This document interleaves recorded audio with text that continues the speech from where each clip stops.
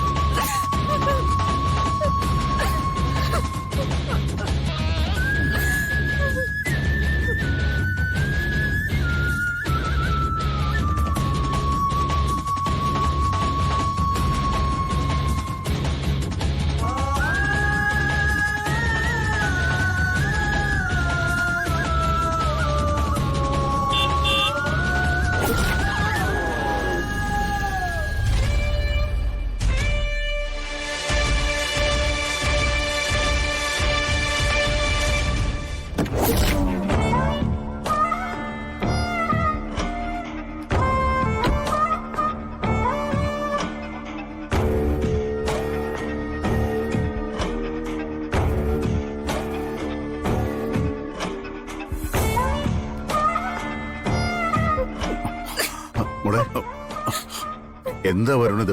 എന്തൊക്കെയാ ഇവിടെ നടക്കുന്നേ? ചെറിയച്ചൻ ഈ കാര്യത്തിൽ ഇടപെടേണ്ട കാര്യമില്ല. ഈ വീട്ടിൽ ഒരു അധികാരം ഇല്ലാത്ത ഒരാളെ ഇവിടുന്ന് പുറത്താക്കുന്നു. അങ്ങനെ കരുതിയാ മതി. എന്താ പറ്റിയേ? എന്താ പ്രശ്നം? കണ്ടില്ലേ, പ്രിയങ്ക ഇവൻ പിടിച്ച് പുറത്താക്കിയിരിക്കുന്നു. എന്താ ഏട്ടാ ഇത്?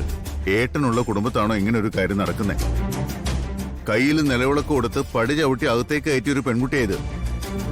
കണിമംഗലം തറവാട് ഇങ്ങനെയാണോ പെൺകുട്ടികളോട് നീതി കാണിക്കുന്നേ?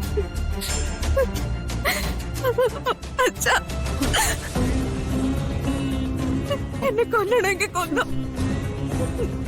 പക്ഷെ വരണ്ട ഉപേക്ഷിച്ച് ഇവിടുന്ന് പടിയിറങ്ങി പോവാൻ എന്നോട് പറയരുത്.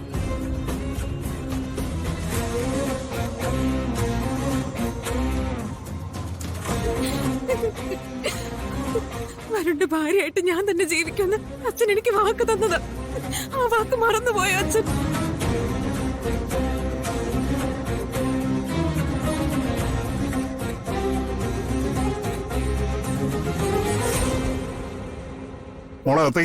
നിക്ക്. എന്തിന്? എന്റെ ഭാര്യയായിട്ട് ജീവിക്കാനാണെങ്കിൽ ഇവിടെ നിൽക്കാൻ പാടില്ല. ഈ ഒരു കാര്യം ഇനി അച്ഛൻ പറഞ്ഞാലും ഞാനത് അനുസരിക്കാൻ പോകുന്നില്ല. എടാ, അച്ഛനോട് ധിക്കാരം പറയാറായോ നീ? നിന്നെ എന്താ ചെയ്യേണ്ടെന്നറിയോ? അതെ, സത്യം മുഴുവൻ അറിഞ്ഞിട്ടും അത് അറിയാത്ത പോലെ ഭാവിക്കുന്നത് നിങ്ങളൊക്കെയാ. ഇവിടെ ഞാൻ ശബ്ദം ഉയർത്തി സംസാരിച്ചില്ലെങ്കിൽ ഞാൻ മാത്രമല്ല, ഇവിടെ ഒരുപാട് പേര് തോറ്റുപോകും.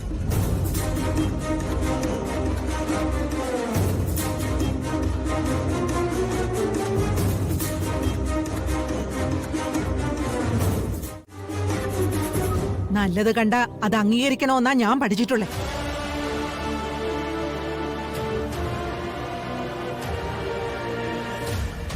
അപ്പൊ പിന്നെ എനിക്ക് വേറെന്തെങ്കിലും ചെയ്യാനുണ്ടോ?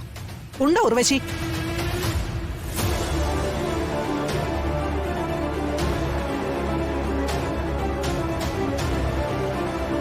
ഏട്ടാ, എന്ത് തീരുമാനം എടുക്കേണ്ടെന്ന് വെച്ചാൽ ഏട്ടൻ എടുത്തോളൂ.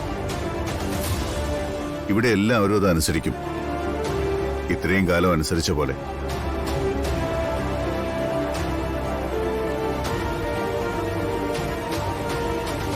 പ്രിയങ്ക മോളോട് അകത്തേക്ക് പോകാനല്ലേ പറഞ്ഞേ? ഇവിടെ ആരും പറഞ്ഞ വാക്ക് തെറ്റിക്കില്ല. നീ കയറി പോകത്ത്. പോകാൻ.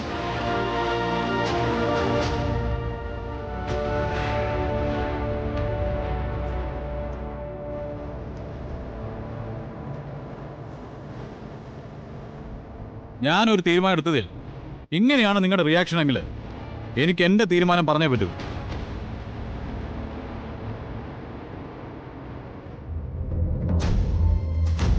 എന്റെയും രാധികയുടെയും ജീവിതത്തിന് പ്രിയങ്ക തടസ്സമാണെന്ന് തോന്നിയാൽ അവിടെ ഞാൻ പച്ചയ്ക്ക് കൊടുത്തി കൊന്നുകളയും.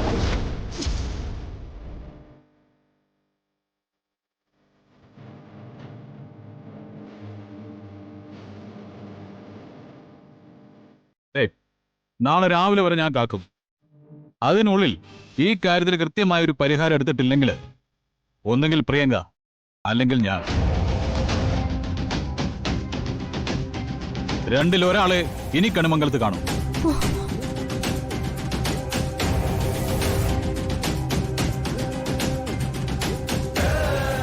അച്ഛനെയും അമ്മയും മുത്തശ്ശിയും സാക്ഷി നിർത്തിയിട്ടാ ഞാൻ ഈ കാര്യം പറയുന്നത്.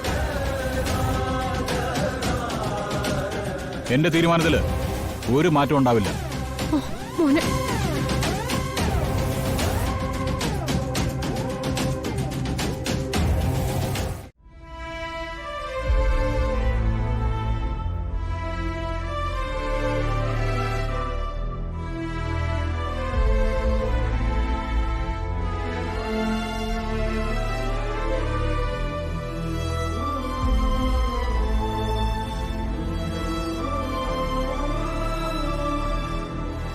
ദേവേട്ട ദേവേട്ട ദേവേട്ട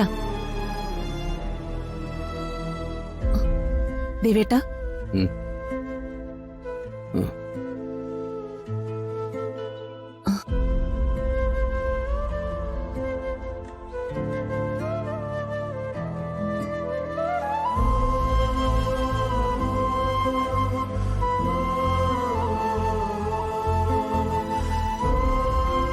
കർമ്മങ്ങൾ പൂർത്തിയാക്കാതെ അച്ഛൻ മടങ്ങിപ്പോവില്ല കേട്ടോ.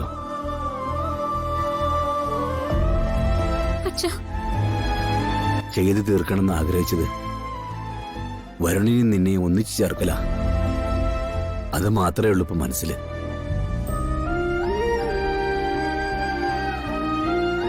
അത് പൂർത്തിയാക്കാൻ വേണ്ടിയിട്ടാ അച്ഛൻ ജീവനോടിരിക്കുന്നത്.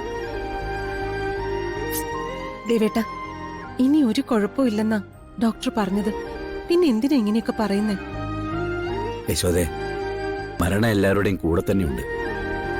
പക്ഷേ മരിക്കാൻ കിടക്കുമ്പോൾ ചില തെളിഞ്ഞ ചിത്രങ്ങൾ കൺമുമ്പിൽ വരുന്നു. അങ്ങനെ തെളിഞ്ഞ ചിത്രമാണ് വരുണിന്റെ രാധികമോള്. ഓ, കണ്ണ് തുറന്നപ്പോഴേക്കും ഇതിന്റെ ചർച്ചയാണോ നടക്കുന്നേ? വേറെ ഒന്നും കിട്ടിയില്ലേ നിനക്ക് ഇവനെ കൊണ്ട് സംസാരിപ്പിക്കാൻ?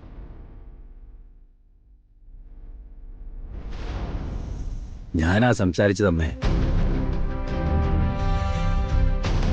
ആ, സംസാരിച്ചതൊക്കെ ഞാൻ കേട്ടു. ദേവാ, നീ ഏതവസ്ഥയിൽ കിടക്കുന്നു എന്ന് പറഞ്ഞാലും ഇത് ഞാൻ സമ്മതിച്ചു തരില്ല.